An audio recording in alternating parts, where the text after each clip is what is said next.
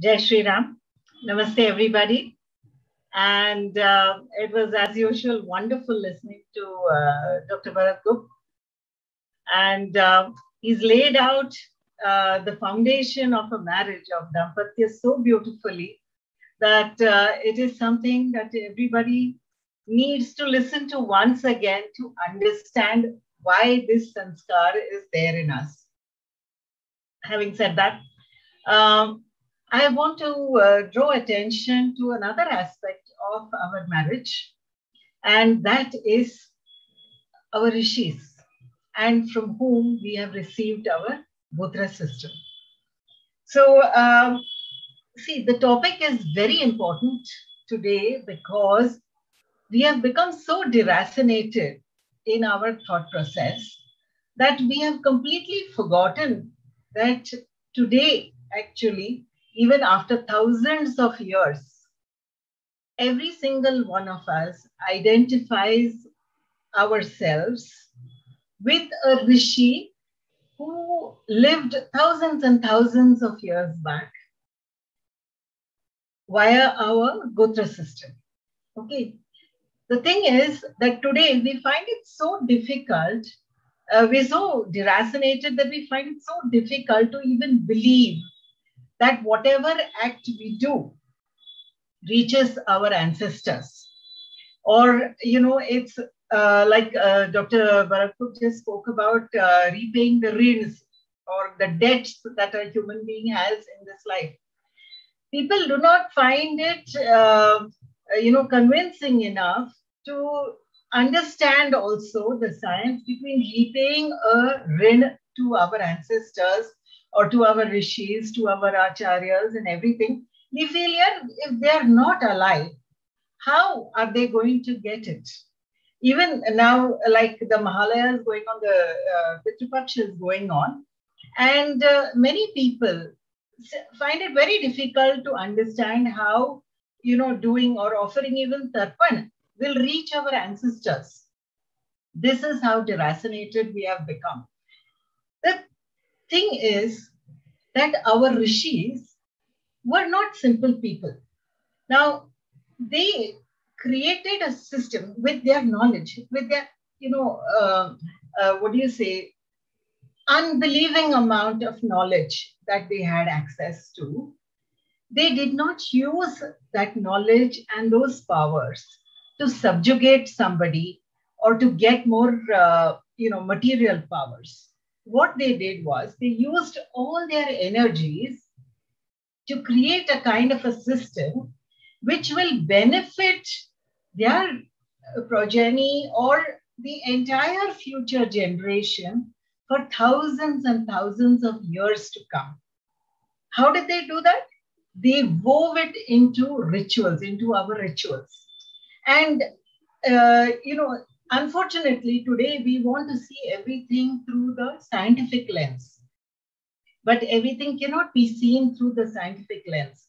There is something called Shraddha and Bhakti, which actually helps you tap into those sukshma resources which you cannot see, but which you can feel within yourself. If you are open to receiving those vibrations, let me call it. And our rishis, they understood this. What they did was that they wove the whole thing very beautifully into our rituals in such a way that when something is offered, immediately it reaches not just our subconscious, it also reaches our ancestors and right all the way back to our Sapta Rishis from whom we have received our, or whom we identify ourselves with through our Gotras. Now, they were not just the perceptors of human beings. We hear or we read stories of Kashyapa Rishi being the progenitor of even all the animal kingdom. Now you imagine that you have a system here where very simply it is explained to us how the whole of nature is connected. Okay, every life form is connected.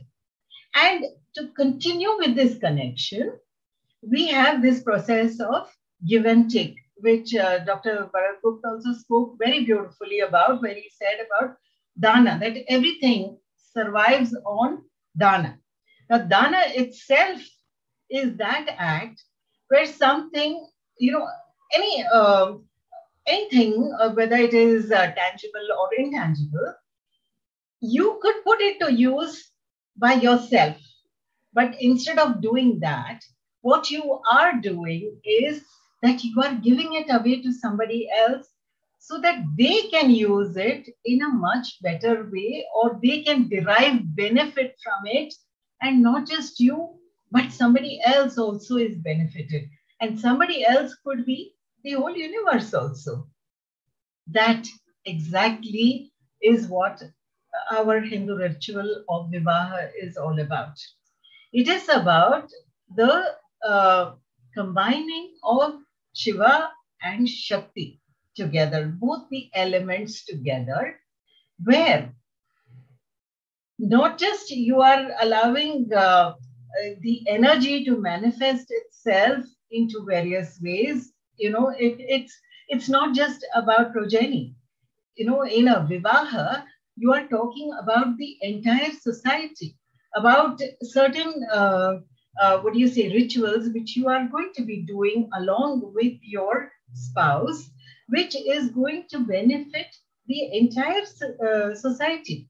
Now, that ritual could be, a Hindu ritual like a yajna or something also, but it is also the simple ritual of, let's say, giving annadan, for example, where it is the grahastha who actually is, the whole society is based on the grahastha. So what you're doing is that you are allowing or giving a chance to a grahastha to help the sannyasis also, so that they can be free from their burdens of, like earning something, and they can use all their energies to do something good for the world. Now, imagine all this, is interwoven into one simple ritual called Vivaha, in which Kanyadan is a part of it. Now, what else is it that Kanyadan, is so beautiful about Kanyadan? It is this, that, the father, when he is giving away his daughter, he is actually telling his daughter, or the daughter is now accepting another kutumba, another family, another gotra as her own, isn't it? Now, can you imagine a better example of generosity in a person? Imagine that, I am not thinking about myself alone. I remain, not just in my family. I am going to be doing something better in another family also. I am going to be treating that family as my own. So imagine the first lesson that a bride is learning. The bride is learning that there is something more than just your kutumba or your circle. You have to now widen your circle.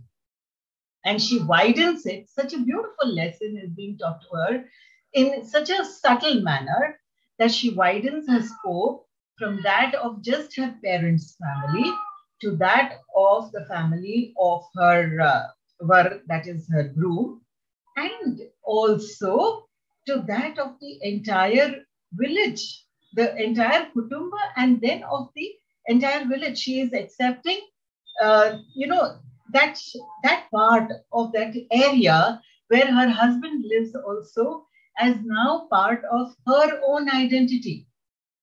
What better way of calling a woman as a Annapurneshwari or a Lakshmi? This is the best way that you could call a woman, or you could see a woman transforming herself from a Kanya to Lakshmi or Annapurneshwari. I mean, it's such a beautiful process. And, unfortunately, we have decided to, for whatever reasons, we can blame the whole world. That's one side of it.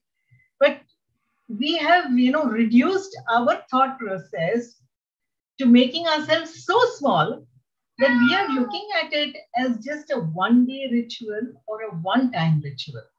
Whereas it is not that at all.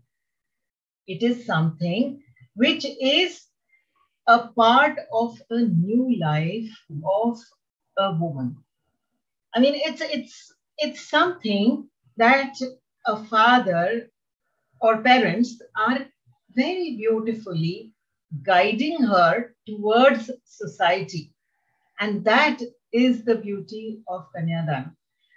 For people who say that it is there only in our custom or culture, no, it's not like that. All cultures, it is the bride who is given to the groom. In all cultures, it is nowhere. I don't think there is any culture where the groom is given to the bride. So, but the difference between our culture and the other cultures is this, that in our culture, it is not just about the physical body that we are talking about, nor is it about just one lifetime that we talk about.